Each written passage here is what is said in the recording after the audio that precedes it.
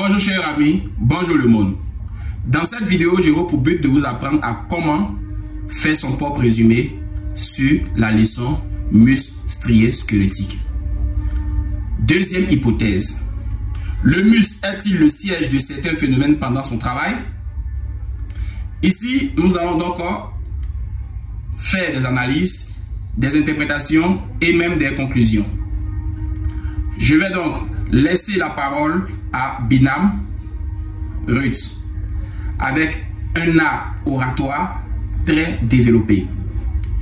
Vous devez donc écouter comment elle retient ce coup avec le savant Achille.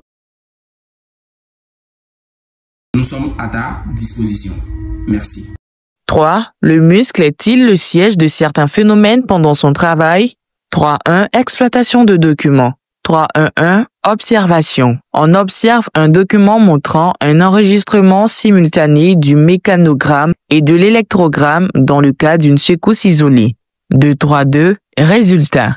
Voir document ci-dessous. 3.1.3. Analyse. D'après le document, l'électromyogramme est un potentiel d'action, PA musculaire, comportant une phase de dépolarisation et une phase de repolarisation. Le PM musculaire est de moins 90 000 volts. Le PA musculaire est contenu dans la phase de latence du mécanogramme. 3.1.4. Interprétation. Le PM musculaire est dû à une inégalité répartition des ions Na+ et K+ de part et d'autre de la membrane de la fibre musculaire et maintenue par la pompe ionique Na+, K+, ATPase. La dépolarisation est due à une entrée massive et brutale de Na+ dans la fibre musculaire après ouverture des canaux voltage dépendants à Na+. La repolarisation est due à une sortie de K+ de la fibre musculaire après ouverture des canaux voltage dépendants à K+ et fermeture des canaux voltage dépendants à Na+. Le PA précède le myogramme car c'est celui qui déclenche la contraction musculaire. Dans le cas du tétanos, les réponses électriques sur le muscle PA restent séparées et suivent le rythme des stimulations, à la différence des réponses mécaniques qui fusionnent plus ou moins complètement. 3.1.5. Conclusion. Le muscle est le siège de phénomènes électriques pendant son travail. C'est le PA musculaire ou électromyogramme qui déclenche la contraction musculaire mécanogramme. 3.2. Exploitation de documents. 3.2.1. Observation.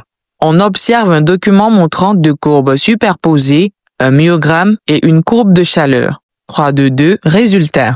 Voir document ci-dessous.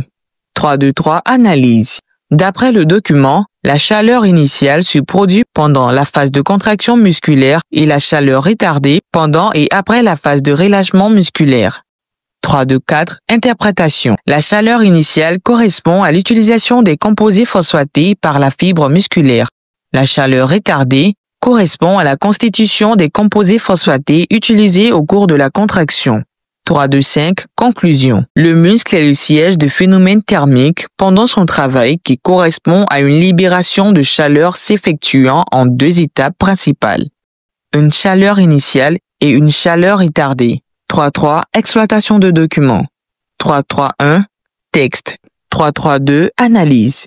D'après le texte 1, pendant la contraction musculaire, on a une augmentation de la consommation d'O2 et de glucose, une diminution du stock de glycogène, une utilisation de l'ATP. Après la contraction musculaire, il y a accumulation d'acide lactique. La contraction musculaire est possible en anaérobiose, atmosphère d'azote.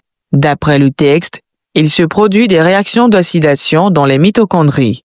3.3.3. Interprétation. L'analyse montre que ce n'est ni la fermentation ni la respiration qui sont la source immédiate de l'énergie de la contraction musculaire. Cette énergie provient de l'hydrolyse de l'ATP selon l'équation ATP qui produit ADP plus pi plus énergie.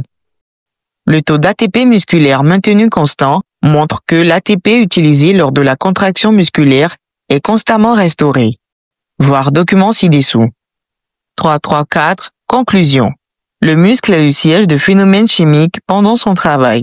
Il utilise de l'ATP pour se contracter. L'ATP est restauré par différentes voies, dont celle de l'oxydation respiratoire qui a lieu dans les mitochondries. 3.4. Conclusion partielle.